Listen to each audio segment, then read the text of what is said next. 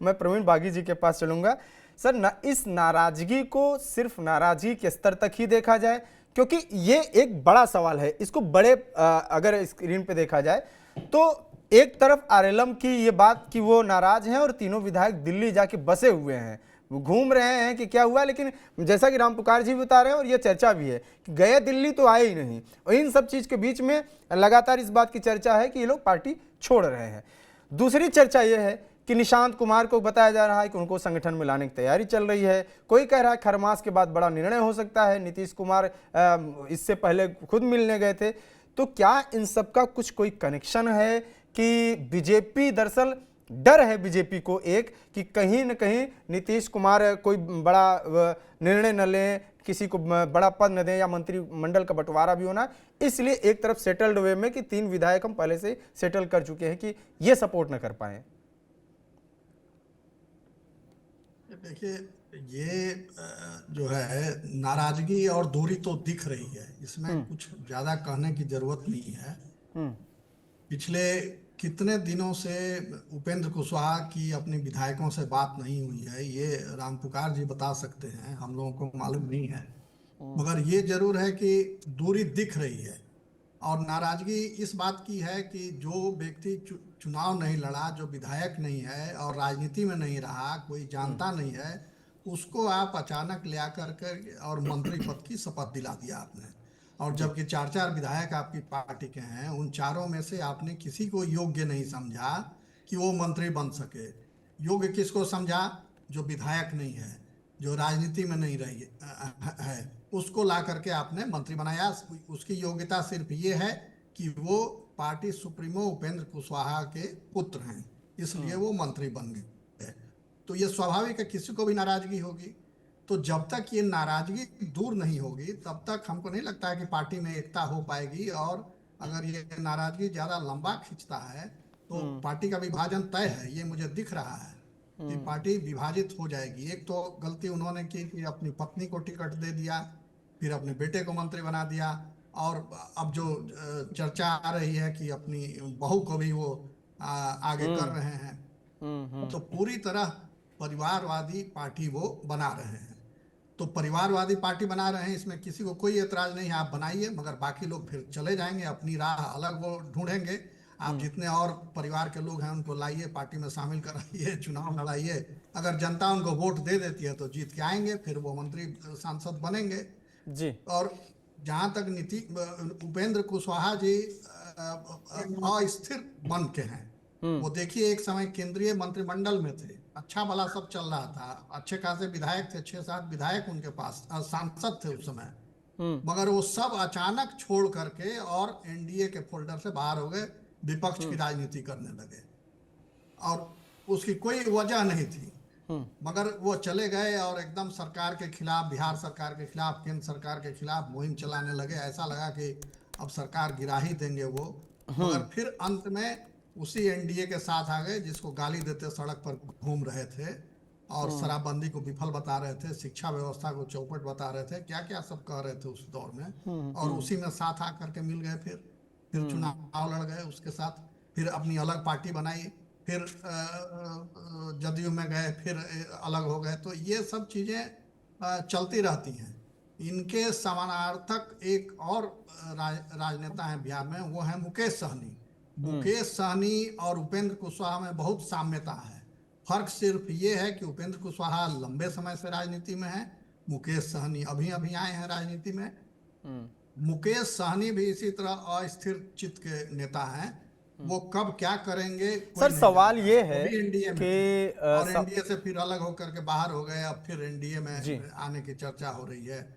और कभी कोई चुनाव वो नहीं जीत सके, मगर नेता बने हुए हैं। तो बिहार में लोग भी ऐसे नेताओं को पसंद करते हैं, वोट मिलता है उनको, लोग जीत करके भी आते हैं। तो ये देखिए कि लोकतंत्र में जनता जैसी होती है, नेता भी उसी अनुरूप होते हैं। तो अगर जनता बहुत प्रबुद्ध नहीं है, जनता बहुत जागरूक नहीं है और राजनीतिक समझ उसको नहीं है, तो ऐसे ही लोग राजनीति में आएंगे और राजनीति का कबाड़ा करेंगे। बिहार की राजनीति ऐसे ही कबाड़ा है और वो और उसको बर्बाद करेंगे। अब जहां तक नीतीश कुमार के पुत्र की बात है तो उसमें कोई हर्ज नहीं है। अरे लालू ठीक। प्रसाद जी ने जो नीतीश कुमार के मित्र रहे हैं, उन्होंने अपने पुत्र को लॉन्च कर ही दिया। उपेंद्र कुशवाहा जो उपेंद्र नीतीश जी के शिष्य रहे हैं, राजनीति में आगे जिनके सहारे सर बढ़े हुए, सवाल ये है कि उन्होंने अपने अपने पुत्र पुत्र को को लॉन्च लॉन्च कर ही करें या दिया। किसी को भी लॉन्च करें, वो सब चीज़ें चलती हैं और बताते भी हैं कि क्षेत्रीय पार्टियों को मजबूत करने के लिए कहीं ना कहीं परिवार का थोड़ा सा वो बढ़ाना भी पड़ता है। लेकिन अगर तीनों विधायकों को कहीं ज्वाइन करना, मैं संतोष जी के पास चलूंगा, फिर मैं आ रहा हूं। संतोष सर, अगर तीनों विधायकों को ज्वाइन करना ही है, बीजेपी करना है या जदयू ज्वाइन करना है, तो कर लीजिए, फिर इतने लंबे समय से क्यों आप बाहर हैं? और अगर नहीं करना है तो स्पष्टीकरण ही देना है तो ढंग से दे दीजिए। अब आप तीन अपना फोटो लगा के कह रहे हैं कि हम मजबूत हैं, एक साथ हैं, तो उस मजबूती में उपेंद्र कुशवाहा कहाँ हैं? और उपेंद्र कुशवाहा अगर नहीं है तो उपेंद्र कुशवाहा को खुद भी ये बयान देना चाहिए। तो क्या लगता है कि इन सब के पीछे संदेश क्या है दरअसल, कि अब हम ज्वाइन भी नहीं करेंगे और हम दूर भी रहेंगे, दिल्ली जाके बैठे रहेंगे? देखिए, तीनों विधायकों की नाराजगी है मंत्री पद को लेकर के कि मंत्री उन्हें नहीं बनाया गया, बेटा को मंत्री बना दिया, इस बात को लेकर नाराजगी है। लेकिन तीनों विधायक तब तक उपेंद्र कुशवाहा की पार्टी से अलग नहीं हो सकते हैं, भारतीय जनता पार्टी या नीतीश कुमार जदयू, ये दोनों के नेता अगर चाहेंगे तभी वो किसी पार्टी में हो सकता है। और भाजपा नहीं चाहेगी कि एनडीए के कोई नेता एनडीए में उपेंद्र कुशवाहा को नाराज नहीं करना चाहेंगे कुशवाहा समाज के वोट को लेकर के। यही वजह है कि अभी तक उनकी ज्वाइनिंग न भाजपा में हो पा रही है न जदयू में। हाँ, जदयू में उनकी विलय की बात चल रही है कि जदयू में उपेंद्र कुशवाहा की पार्टी की अगर विलय हो जाती है तो फिर विधायक कहाँ जा पाएंगे, उठ नहीं पाएंगे, फिर विधायकों की संख्या 90 के आसपास पहुंच जाएगी जदयू की। तो इसीलिए तीनों चल रहे हैं, भाजपा में भी बात चल रही है, जदयू में, लेकिन लेने को कोई तैयार नहीं है इन लोगों को, क्योंकि उपेंद्र कुशवाहा को कोई नाराज नहीं करना चाहते हैं। यही वजह है कि ये लोग अपना नितिन नवीन से मिल रहे हैं, नवीन सिन्हा से मिल रहे हैं, नितिन नवीन से, उसके बाद दिल्ली जा रहे हैं, बाहर जा रहे हैं, फोटो शेयर कर रहे हैं, उपेंद्र कुशवाहा जी से भी नहीं बात कर रहे हैं, नाराजगी है। मतलब आप कहना चाह रहे हैं कि विधायक अपने स्तर पे कोशिश कर रहे हैं लेकिन भाव नहीं मिल रहा है, बीजेपी या जदयू डर रही है कि हम कैसे ले लें आप लोगों को? निश्चित तौर पर नहीं, नीतीश जी चाहते हैं उपेंद्र कुशवाहा जी की पार्टी का जदयू में विलय हो जाए तो वो सबसे बड़ी पार्टी हो जाएंगे, तो ये भी अभी नहीं हो पा रहा है।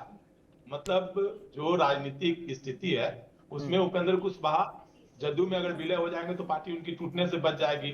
और जदयू में बड़े नेता के पद पर वो पहले भी 2 बार जा चुके हैं जदयू में, और फिर तीसरी बार भी जाने की तैयारी है। अगर बात बन जाती है तो विलय हो जाएगी, अगर नहीं बनती है तो तीनों विधायक ऐसे ही रहेंगे, उपेंद्र कुशवाहा की पार्टी में ही रहेंगे, बराबती बने रहेंगे। उपेंद्र कुशवाहा जी तो पार्टी से निकाल नहीं रहे हैं और कोई पार्टी ले नहीं रही है, क्योंकि विधानसभा अध्यक्ष भाजपा का है और एनडीए में अभी एकजुट है, एनडीए में फूट भाजपा नहीं चाहती है। यही वजह है कि अभी तक उन लोगों का विलय नहीं हो पा रहा है, पार्टी में टूट नहीं हो पा रही है। नहीं तो जिस दिन भारतीय जनता पार्टी चाह लेगी तीनों को ज्वाइन करवा लेगी, बहुमत तो है, दल बदल कानून। सर मेरा सवाल यह है कि बहुमत है और सबके पास पर्याप्त विधायक भी हैं, गवर्नमेंट बढ़िया आराम से चल भी रही है, कोई दिक्कत है नहीं, फिर क्या जरूरत पड़ती है रामकृपाल यादव को यह कहने के कि हम हमारे संपर्क में आरजेडी के इतने विधायक हैं, और उधर जदयू कहती है कि हमारे संपर्क में आरजेडी कितने विधायक हैं। एक चर्चा ये चलती है कि जो है ओवैसी के पार्टी कुछ विधायक हैं वो कांटेक्ट में है जदयू के। तो ये नहीं लगता है कि कहीं ना कहीं की प्रेशर एक दूसरे पे बना के रखना कि भाई हम तुमसे कमजोर नहीं है, कोई इधर उधर नहीं करेगा, 5 साल चलना है, या कोई किसी को वो नहीं करेगा कि कंफ्यूज नहीं करेगा कि नहीं हम अपने हिसाब से मंत्री या कोई भी बड़ा पद दे देंगे? क्या कुछ खींचतान चल रहा है जो चर्चा है कि खरमास के बाद कुछ बड़ा हो सकता है? देखिए, जनता दल यू और भाजपा, जनता दल यू के लोग ये कहते हैं कि आरजेडी के विधायक हमारे संपर्क में है, ओवैसी के विधायक हमारे संपर्क में है, पान पार्टी के विधायक संपर्क में है। कभी ये नहीं कहते कि उपेंद्र कुशवाहा के विधायक हमारे संपर्क में है। भारतीय जनता पार्टी के लोग भी कभी ये नहीं कहते कि उपेंद्र कुशवाहा के विधायक हमारे संपर्क में है। निश्चित तौर पर आरजेडी को तोड़ने का प्रयास किया जा रहा है, ओवैसी की पार्टी को तोड़ने का प्रयास किया जा रहा है। भाजपा चाहती है कि सबसे बड़ी पार्टी के रूप में ज्यादा विधायक उनके पास हो। नीतीश जी भी चाहते हैं कि सबसे बड़ी पार्टी के रूप में वो बने, ताकि भाजपा कभी अगर जोड़ तोड़ की राजनीति करे तो सबसे बड़े दल के रूप में सरकार बनाने का दावा पेश करे।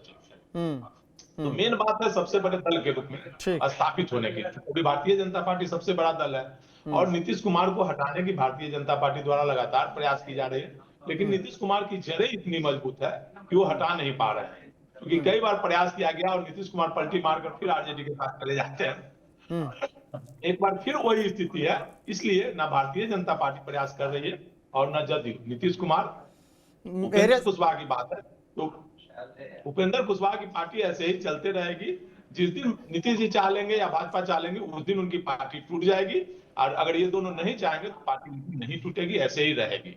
वो आरजेडी में वो विधायक नहीं जाएंगे, क्योंकि जान रहे भविष्य अभी एनडीए का है, तो आरजेडी खुद टूटने वाली पार्टी है, तो आरजेडी में तो जाएंगे नहीं, ओवैसी की पार्टी में जाएंगे नहीं।